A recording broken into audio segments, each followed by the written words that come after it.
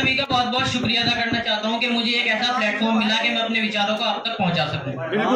यहाँ पे हमारा जो टॉपिक है ये हर्बल और एलोपैथी के अंदर मैं शायद समझता हूँ कि हमारे जो साथी बोल करके गए हैं शायद वो कहीं ना कहीं इस टॉपिक को समझ ही नहीं पाए। इसके अंदर विरोध में नहीं बोलना था, इसके अंदर कंपैरिजन करना था कि बेटर कौन है।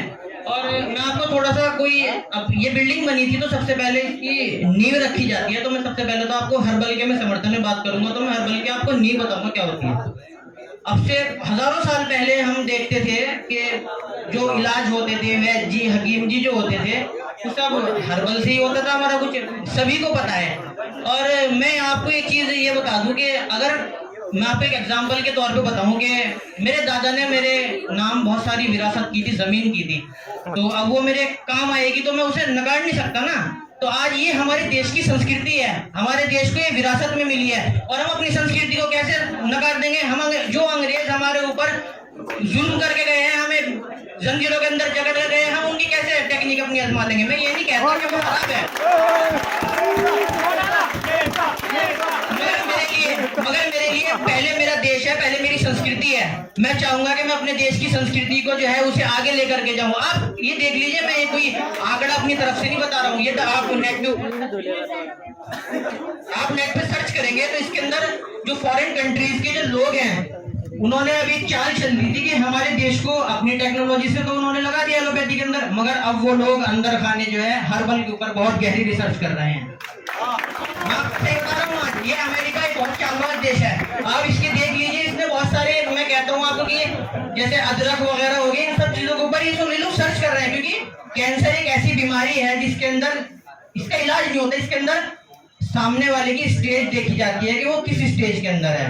और हर्बल का एक मैं मानता हूँ कि एक ऐसा बहुत ज्यादा कामगार इलाज है। और एलोपैथी एक आप भी देख के चलिए, आप डॉक्टर के पास जाएंगे तो डॉक्टर क्या कहेगा, मुश्किल है बचना।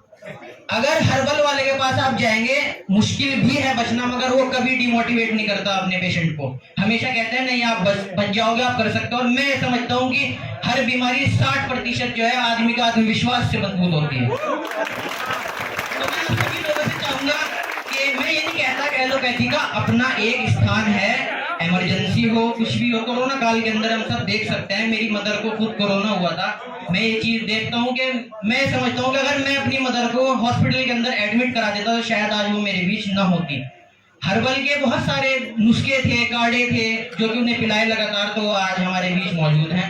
और दवाई आप देख लीजिए एलोपैथी के अंदर, तो अगर मैं कोई दवाई बना रहा हूँ, मैं एक फार्मासिस्ट हूँ, मैं 100 रुपए की एक दवाई दूंगा और मैं ही बना रहा हूँ सिर्फ दवाई को। और कोई पेशेंट है बेचारा मजबूर है, उसके पास इतना पैसा नहीं है, अब मैं उसे मुझे पता है कि वो मजबूरी है उसकी, वो लेगा मुझसे, तो मैं उस दवाई को 200 की दूंगा। तो मतलब कहने का ये है कि एलोपैथी जो है बहुत ज्यादा एक्सपेंसिव है और आदमी की मजबूरी के अंदर एलोपैथी काम नहीं आती है, हर्बल काम आते हैं। और आज विदेश के अंदर जो हमारे वैद्य जी होते हैं ना, हकीम जी, अगर आप इन्हें विदेश में भेज देंगे तो मैं मानता हूँ कि शायद जो हमारे यहाँ डॉक्टर जितना पैसा कमा रहे हैं ना, वो उससे डबल पैसा कमाएंगे वहां पे जाके, क्योंकि उन लोगों को उसकी महत्वता पता है। तो मैं आप सभी लोगों से रिक्वेस्ट करूंगा कि हमारे जो देश की विरासत है, संस्कृति है, और जो हमारे जो पूर्वज हमें छोड़ करके गए हैं, पहले युद्ध होते थे तो ट्रीटमेंट कैसे होता था, वैद्य जी तो करते थे ट्रीटमेंट। अब मानने वाली बात यह है कि अगर मेरे दोस्त हैं, मेरी मुसीबत में साथ खड़े हो रहे हैं, मुझे समर्थन दे रहे हैं, तो क्या मैं उन्हें भूल जाऊंगा? बिल्कुल नहीं। बताओ आप मुझे खुद, आप अपने पूर्वजों को भूल जाओगे, उनके काम को भूल जाओगे? नहीं भूल सकते। तो इसीलिए देश हित के साथ अगर मैं आपसे बात करूं तो हर्बल सबसे ज्यादा बेस्ट है, क्योंकि ये मेरे देश की संस्कृति है और ईश्वर की तरफ से वरदान मिला है। तो हम इसे सजा करके रखें और जो इसके अच्छे कामों में यूज करें। Thank you. क्वेश्चन पूछो। हाँ, हम पूछते हैं।